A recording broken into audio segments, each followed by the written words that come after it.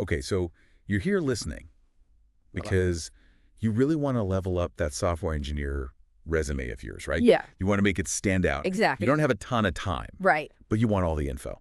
Absolutely. So what we've done is we've taken this big guide that we found. Okay. It's called 19 Software Engineer Resume Examples and Guide for 2025. Mm. And we're going to go through it. Oh, very cool. We're going to break it down for you. Sounds good. We're going to extract those key insights Yeah. so you know exactly what it takes to make a software engineer resume really stand out in 2025.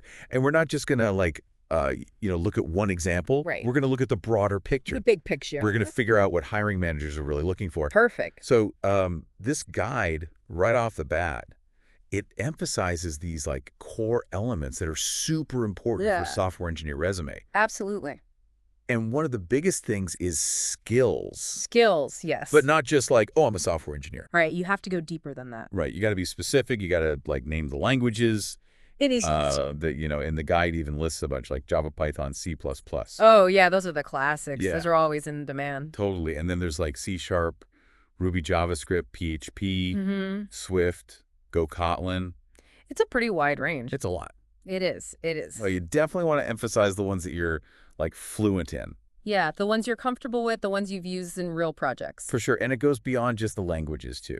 Oh, yeah, for sure. The guide also talks about other technical abilities that you really want to highlight. Okay. So, for example, web development skills. Yeah, that's huge these days. Right, like HTML, CSS. Right, for structuring and styling web pages. Exactly. And then all those JavaScript frameworks. Yeah, you got React, Angular, Vue.js. So many. It can feel overwhelming, but it's all about showing you can build those interactive user interfaces. Right, and then APIs. Oh. Ah, yes. APIs, the glue that holds everything together. RESTful APIs specifically. Yeah, that's the standard way these days for different software systems to talk to each other. Right over the internet. Exactly. It's crucial stuff. It is. And then, of course, there's database management. Oh, yeah. Gotta know your databases. Of course. MySQL, PostgreSQL, MongoDB, Microsoft SQL Server. Yeah, gotta be able to organize and retrieve all that data. Right. And, version control. That's a given these days. Yeah. GitHub, GitLab, you got to know how to use those. Absolutely. And then different software development methodologies. Right, like Agile, Waterfall. And DevOps. Yeah, DevOps is getting more and more important. Totally. It's all about integrating development and operations. Exactly. And then IDEs. You got to know your IDEs. Yeah, your Visual Studio codes, your IntelliJ IDEas, your Eclipses, your PyCharms. There's so many. There are, but it shows you can actually get work done. Right. It shows you're comfortable in that environment. Exactly. But here's the thing. What's that? The guide doesn't just stop at the technical skills. Oh, really? Yeah. It also, really emphasizes soft skills. Soft skills, huh? Yeah. It's not just about the code you write. Okay. Interesting. It's about, you as a person and how you work with others. So, those interpersonal abilities. Exactly. I can see how that would be important. Yeah, problem solving. Being able to tackle tough problems. Right. Teamwork, because you're almost never working alone. True. Adaptability, because tech is always changing. Yeah. Gotta be able to keep up. And then things like attention to detail, time management, critical thinking, even creativity. So it's they're looking for the whole package? Yeah, they want someone who can not only write good code, right, but who can also work well with others and understand the bigger picture of the project. Yeah, what the business needs are. Exactly. And be able to adapt as things change. Makes sense. So showcasing your skills, both technical and soft, super important. Agreed. But the guide really hammers home this other point. Right. Quantifiable achievements. Actual numbers. Exactly. it's not enough to just say what you were responsible for. Right. You got to show the impact you made. Okay. And the best way to do that is with real hard numbers. I like it gets specific. Yeah. And the guide gives this great example from this person, Taylor Foster's resume. Oh, cool. So instead of just listing tasks, right, it's proof of results. I see. So one example is Taylor saved their company $500,000 per year. Whoa. By automating the creation of usage graphs. That's impressive. Right.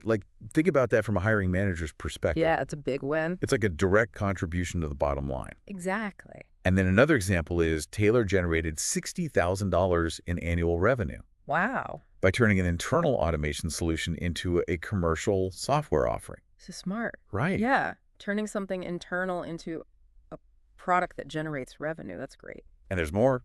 Like Taylor achieved a 68% performance optimization by re-engineering critical software modules. That's a huge improvement. Yeah, and it shows like a deep understanding of system architecture. Definitely. And then Taylor reduced processing time by 75% through algorithm redesign. That's amazing. Right, and then even generated $18,000 in new license sales just by providing awesome customer support. So those soft skills paid off. They did. That's awesome. And then even saved 25% of initial machine setup time by using configuration management tools. So efficient. Right. I love these examples. Me too. And the point is, it's not just vague claims. Yeah. It's concrete results. No.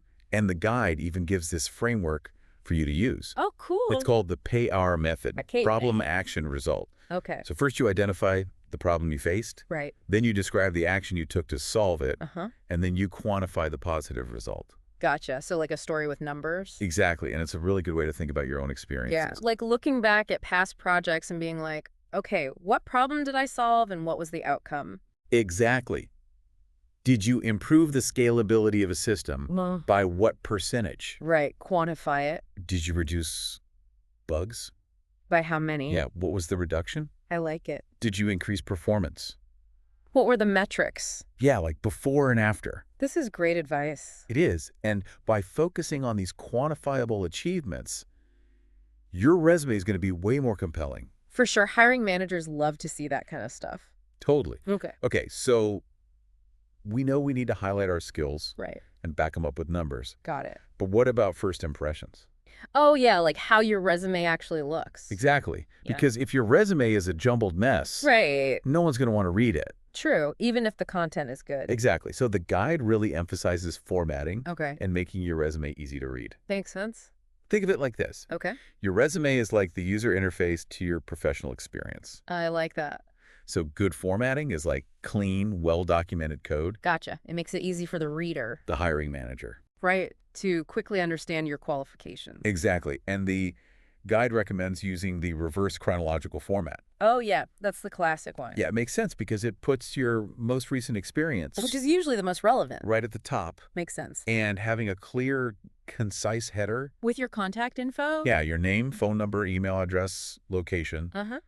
and links to your GitHub or portfolio. Right? Gonna make it easy for them to reach you. Exactly. And keep it to 1 or 2 pages max. Don't want to overwhelm them. Right.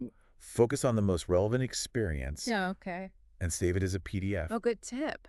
Yeah, keeps the formatting consistent. No matter what they're viewing it on. Exactly. All right, so let's talk about the specific sections Okay. that the guide recommends. Let's do it. Starting with the summary or objective. Oh, yeah. What's the difference between those again? Okay, so a resume objective is more about what you want to achieve in the role. Okay.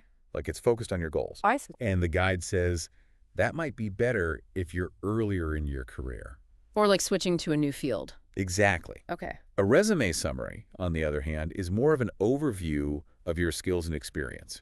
Right. It's like highlighting how your background matches what the company needs. Gotcha. And that's usually better if you have more experience. So like if you're not a total newbie. Yeah. And the guide gives a good example of a right summary. Oh, cool. I want to hear this. So it's not just like, oh, I'm a hard worker. Yeah, that's vague. Right. It specifically mentions technologies like Java, Python, JavaScript, React, Node.js, AWS database management. So specific. Yeah, it shows the hiring manager right away if you have the skills they're looking for. That makes a lot of sense. Right. So much better than just being generic. Totally. Okay, then there's the experience section. The meat of the resume. Exactly. And this is where you really want to include those quantifiable results. Like we talked about. Yeah, and the guide also says to start your bullet points with strong action verbs. Oh, like what kind of verbs? Like collaborated, developed, designed, implemented, optimized, advocated, facilitated, transformed. So active verbs. Yeah. Words that show you took action. Right, not just sat there passively. Exactly. I like it. And the guide even gives a side-by-side comparison of a wrong and a right way Oh, this is going to be good. to describe your experience. I'm ready. So the wrong way is just listing general responsibilities. Yeah, like I was responsible for X. Exactly. Yeah. But the right way takes those responsibilities and backs them up with numbers. Show me the numbers. Like 20% increase in project efficiency or 30% improvement in code quality. That's so much better. Right. Shows the impact. Yeah, not just what you did, but what the result was. Exactly. And then there's the education section. Okay. Pretty straightforward. Yeah, you just list your degrees. Yeah, degree name, school name, location, years attended, GPA honors, extracurriculars are optional. Depends on the jobs. Right. Okay. And then the skills section. This is where you list all those hard and soft skills. Exactly. Yeah. And don't just assume the hiring manager will know you have them. Right. Make it explicit. Be clear. Yeah, use keywords that match the job description. Good tip. And then there's a section for certifications, licenses, awards. Oh, yeah. Those can be helpful. They can really make you stand out. Especially if they're relevant to the job. Exactly. And the guide lists some examples like AWS Certified Solutions Architect. Oh, yeah, that's a popular one. Microsoft Certified. Azure Developer Associate. Certified Kubernetes Administrator. Those are all good ones. Yeah, to show you have specialized knowledge. And that you're keeping up with the latest technology. Right. Okay, so beyond the standard sections. Okay. The guide also talks about personal projects. Oh, yeah, like side projects and stuff. Exactly. Yeah. And contributions to open source. That's a good way to show your passion.